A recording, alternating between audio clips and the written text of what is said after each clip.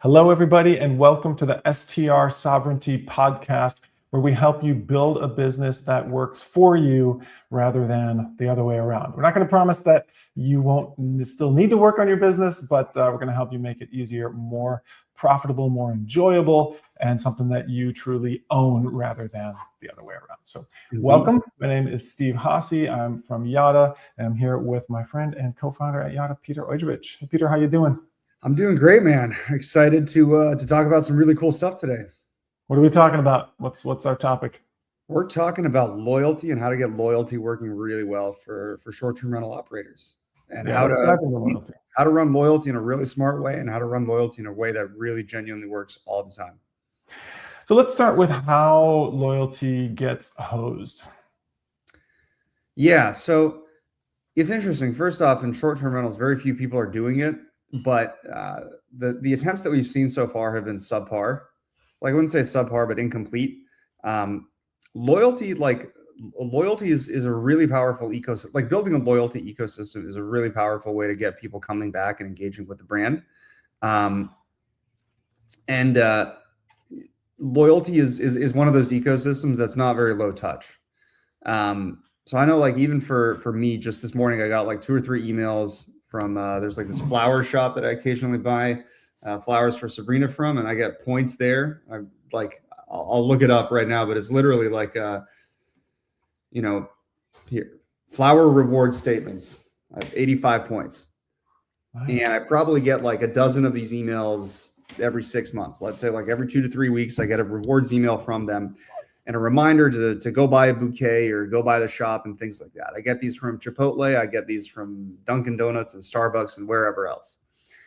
And the one inescapable thing over here is that, points are great and people love having points, but if they're not informed about the points that they have and about the rewards that they can grab, then they're never going to use those points, and they're never going to engage with you, and they're never going to do anything that really like highlights the benefit of having a loyalty platform. So you asked earlier, like, how do loyalty programs get hosed? First way that they get hosed is that they don't get, started to begin with. And then the second way is by having a loyalty program and just having like a points ledger, but not having a good way to communicate that with your past customers and your past guests. Yeah, you have to activate it.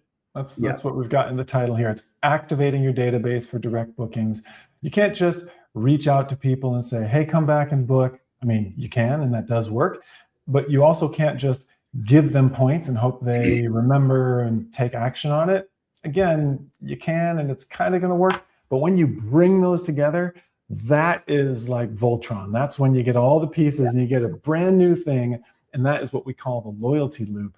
And let's actually take a moment to show. Let's see if we can put that up on the screen. That'd be great. What we're talking about with the loyalty loop here. We've got the coin in the middle, right? You cannot achieve STR sovereignty if you're not making good money. So that is right at the heart. Around that is loyalty. And when we talk about loyalty, yes, it's points, but really it's a feeling. It's a relationship. Like, the points are there to help build that relationship, give people a reason to re-engage, gives them something to talk about. Like when you get that email from the flower company, you're looking at it, you're thinking about it. They are top of mind for you. That is all part of loyalty. Yeah. The next loop outside of that is guest experience. Of course, when someone actually stays with you, that's your moment to shine. That's when you create that feeling for the first time within them, that you can then use that loyalty campaign, that loyalty engagement to enhance. And marketing is how you get someone in the front door. It's how you re-engage them after they've stayed with you.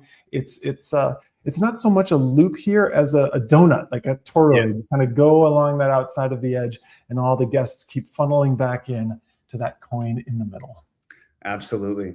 So what's your big takeaway from this, Steve, aside from you got to market if you're doing loyalty? Maybe we call it the loyalty donut. The loyalty donut. I still like the loop better, because marketing leads to more loyalty. Loyalty leads to more reasons for you to market to someone. So there is some loop cyclical action going on in there. Right. I don't know. I think the toroid. I'm digging the 3-dimensional loop, the donut. Yeah. So how do folks get started with this? let's assume that I'm, I mean, we don't have to assume. I've got 2-3 properties.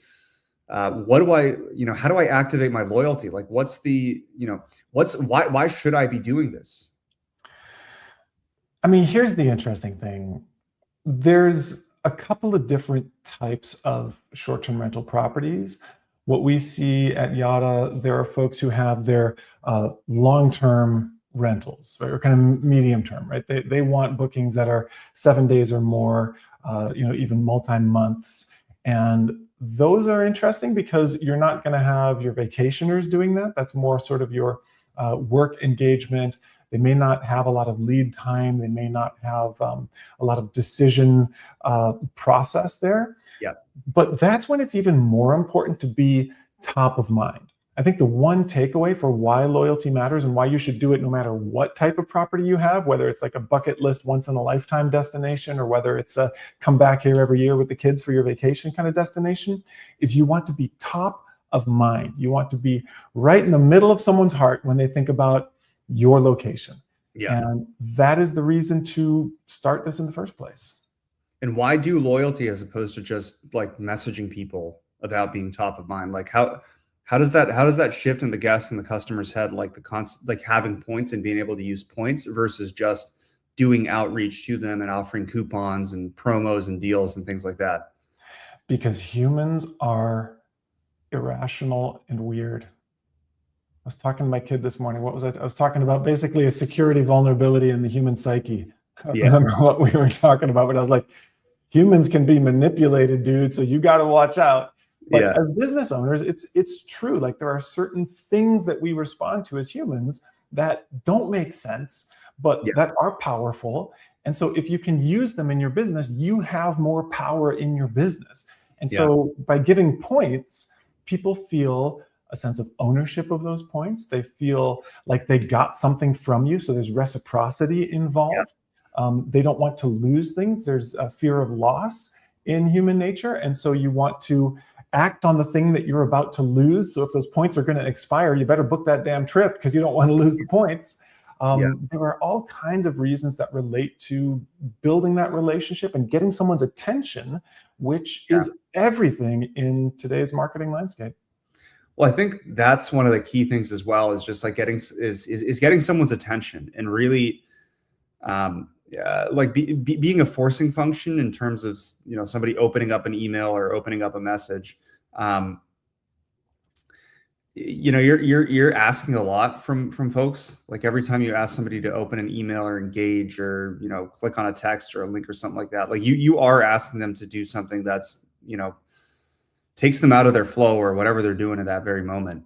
And the rewards and points are like a very, very effective way of initiating a trade in a sense. So you're trading access to points and you're trading rewards and you're trading discounts and you're trading membership in this brand for a much higher open rate, click rate, engagement rate, and all these things that cause somebody to actually swipe their card again and book another trip and have another great memory and another great experience. Yeah. So you gotta give something there. I do want to dive into this idea of the once in a lifetime destination, the bucket list place. I've talked to people, they say, look, we're not going to do marketing. We're not going to reach out to past guests. We're not going to spin up a loyalty program because, we're not the Hilton. We're not the Hyatt. We don't need people, traveling the world. We've just got this one place, there's one destination. So first of all, it's just not going to be that valuable for people to have points if they're never going to come back here again. Yeah. And second of all, like our place is super fancy, super niche, super, people come here once and they never come back again. Like, why would I bother remarketing to folks who, they're never going to come back to the Isle of Skye. It's a once in a lifetime thing, and they go on to their next destination next time. What's the response to that? Well, I think that's the response is really simple.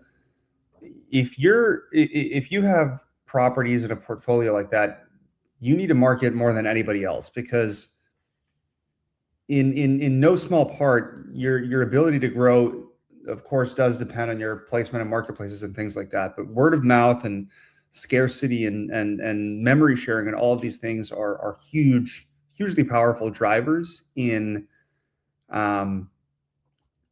spreading word of mouth and kind of referral bookings and things like that.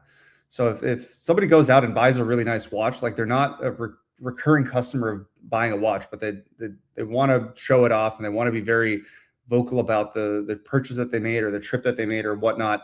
And all of this like goes towards helping other people make a good decision and book that trip and also create a memory of their own and create an experience of their own.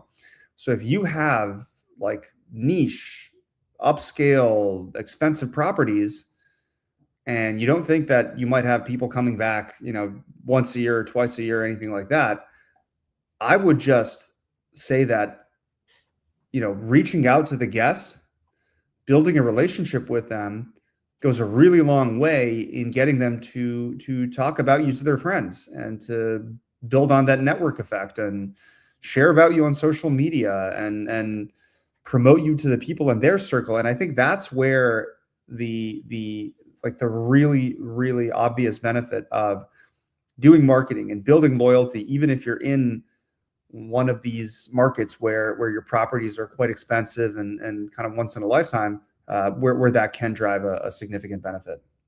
Yeah, it really is looking about the second order effects rather than the first order. Yeah. Obviously, you want your programs to pay off. You don't want to be spending $1,000 a month on something that's not driving any kind of clear return. But it doesn't mean you need to be getting $10,000 in direct bookings for every 1,000 that you are spending on your program, as long as that program is activating people's connection with you. Yeah. So, we all know that if someone is going to engage with you on social media, share your content on social media, talk to their friends about you because they saw something interesting that reminded them about their awesome trip with you, all of that is also really valuable, right? That is going to lead to those new bookings, maybe through Airbnb, maybe through another OTA, maybe direct. It might not be attributable, but if you're seeing activation, if you're seeing responses from your past guests, then that means you're building that relationship. And both in business and in life, building relationships is never a bad thing, right? There's no downside to being closer with the people who know who you are and can talk to their friends about you. Completely. On that note, I did want to ask you, Steve, what's your favorite loyalty program? Like, which ones do you use the most on your end? I moved to Canada in 2019, and the difference between Canada and the US is like just the economy is not as vibrant. You don't have as many things. You don't have as many flashy new apps or programs. In Canada, you kind of have the basics. You've got your Tim Hortons. You got your Aeroplan points that you get for buying booze. Like you go to the liquor store. Really, you get airline points for buying booze? Yeah, I once redeemed my airline points when I bought booze. They were like, "Do you want to use your Aeroplan points?" I'm like, "Sure, why not?" And it caused a bit of a ruckus back on the home front. You're like, "Those are for our next trip. Why'd you spend it on booze?" I'm like, "Well, I was spending money on booze anyway." So the rewards programs are a bit limited, but you know what? We just the reason I was mentioning I Love Sky is we're going to Scotland this summer, and we booked our car on points with our credit card. So it really is put the purchases on the credit card, earn the points there. When you go on a trip, turn it into a car, and that was pretty dope. That is nice. That is cool. I think my favorite is Delta's, because I've had a Delta credit card since I was like 19. So a long time, like a decade and a half. And I got grandfathered into like good status, even though I'm not even nearly at the spending right now. I'm not even nearly at the spending level for new applicants. So it's actually really cool to like be able to have that status over 10 or 12 or longer, and be able to have access to lounges and things like that, and preferable bumps and upgrades and whatnot. And I think unless lately, obviously with gas prices, definitely much more conscious when I fly. So I end up flying Spirit more often than not. but any long haul, I'll choose Delta 100% of the time. And then Turkish Airlines, like their miles and smiles, like during COVID, they were giving something like 10x or 15x points on dollars spent with Turkish.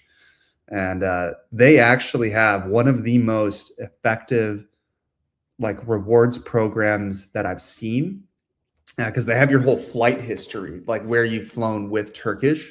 So I'll get these really sick emails where they'll say like, oh, like you recently, or like, your last trip was to Athens or something. Like here's a couple of pictures of what Athens looks like in April, and it's like beautiful. It's starting to bloom. Like the beach, it's not like the oppressive Greek heat of July or August where you just want to like crawl into an AC vent. But they knocked it out of the park, because they're always sending really compelling stuff.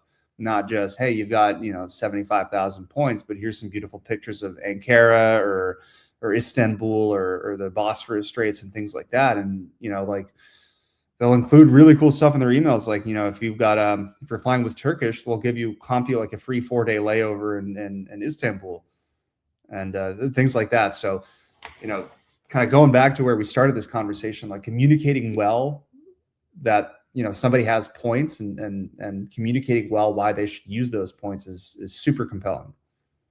And the amazing thing, if you're a short-term rental host, is that you already know what the person you're reaching out to is into, namely your stuff. Yeah. And so if you can send a message that encapsulates what's cool about where you are right now, that is going to, I don't know what word the kids are using these days, but that is really going to resonate. That is going to connect with your guest, because you already know they're into it. And so if you can find a new angle on what's cool about Colorado right now, what's cool about Broken Bow right now, any of these places that are extraordinary, and of course, you're kind of surrounded by it. It might not seem so amazing to you, but these are people for whom those were high points in their life. These are aspirational moments that they may probably want to revisit. So connect with that and send that to them so that they can, say yes, or at the very least talk about it with their friends, or even just kind of have it top of mind for the next time that the booking window opens up for them. 100%. 100%. All right. So before we finish up, let's talk about what are some of the best things to offer. So how do you set up the rewards program so that it's effective and people are excited and it doesn't break your bank? Yeah. So short-term rentals are a little bit different from other rewards in that it's a bit of a tighter ecosystem. Some of the best things to offer are early check-ins and late checkouts. Everyone who's traveling, everyone who's visiting, everyone who's ever stayed in a short-term rental wishes for those two things: early check-in and late checkout. If you offer anything, it would be those two. Second would be a complimentary in-stay cleaning. So usually in the short-term rental space, cleanings happen during turnover. So while properties are rotating between one guest to another. I know, having stayed in numerous short-term rentals for any periods between like 2 days to 7 days, I know that when I'm on vacation, the idea of having to do all of my own sheets and cleaning and towels and things like that during a stay is sometimes not, it kind of takes me out of the moment. With hotels, you never have to worry about that. They just come in and clean. Using points to offer free complimentary cleaning in stay is so powerful. The review boost that you're going to get, the recommendations, like the knock-on effects are huge. So I'd say those three things are incredibly potent. Of course, things like discounts on future stays. That kind of ties into what you were saying earlier, Steve, about reaching out to the guest with something that they already want because they stayed with you, getting them to do a 1 year out booking or kind of an annual booking and things like that. Using rewards to tie into offers is very powerful. So I'd say those four things. Three of them are pretty straightforward. That's early check-in, late checkout, and mid-stay cleaning. And then the fourth one, connecting to when they past stayed and what their cycles and purchase history looks like, and kind of working on getting a repeat cycle of bookings and offering a discount for that is also one of the more powerful ones. And then the fifth one is think for every cohort of customers you have, you're going to have like a pretty cool distribution of folks that always want to travel, high season. I mean, high season exists for a reason. Everybody wants to travel when it's high season. And then it kind of drops off and just people who don't really care as much. And then, you have this bump of people that's a little bit more price conscious and they don't really care about the optimal season. They just want to go and travel. There's actually quite a few of those people. Like that's a larger cohort than folks care to think about, but analytics shows and numbers shows that it is a really big cohort, especially today as people are getting a little bit more price conscious about when they travel, where they travel, et cetera. Using rewards and points to offer steeper discounts in off-season and shoulder season bookings can be incredibly powerful, because if you have a place that's like at 20% occupancy in off-season and it's sitting empty anyway, offering a steep discount to get it to 30% or 40% occupancy, that's huge. I want to throw another thing in there, which is stuff not directly property related, not directly stay related. We have some hosts who have some really cool merch, swag, and offering a discount on the merch or offering free merch depending on the size of the booking. That's really cool. Also, when you have a stay, experiences are going to be part of that stay. So if you are able to connect with experienced providers, offer a discount, offer some kind of a promotion based on loyalty rewards for those experiences, that could be amazing tie-ins that would get people excited about another stay with you, and also kind of spread that ecosystem and strength of the local economy and just tourist ecosystem around. 100%. 100%. Well, we better wrap this up because clearly stuff is going down on your side. I need to remember to like turn my notifications off. Like I set it on work mode, but it still lets iMessage through. It's like the most irritating thing. Yeah. I'm like do not disturb mode or something. Okay. It's getting serious over here.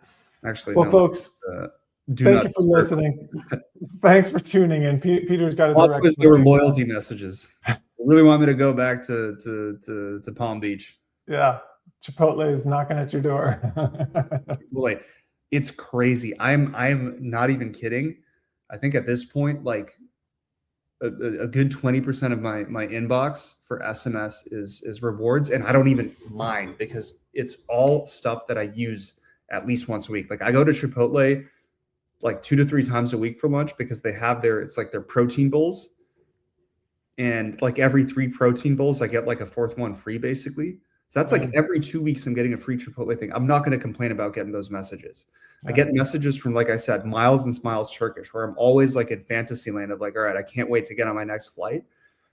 One from Spirit, one from Dunkin's. Like I probably get a free Dunkin' a week because of this rewards. So I also want to say to all of our listeners who are worried about like inundating guests with rewards, if it's valuable and if they want to like engage with you, they're not going to complain because they're getting points for free.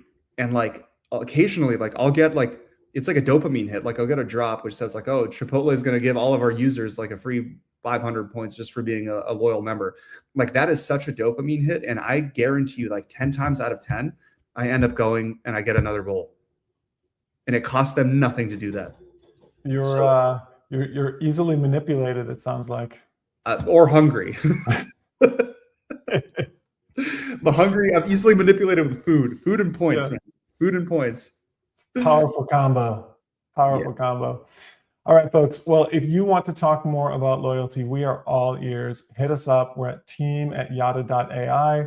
Stop by the website, yada.ai, and we'll have a conversation with you about your loyalty ideas, your loyalty goals, and how we can help you with that loyalty loop, activating your database for more direct bookings. And we'll talk to you next time. Sounds good. Can't wait.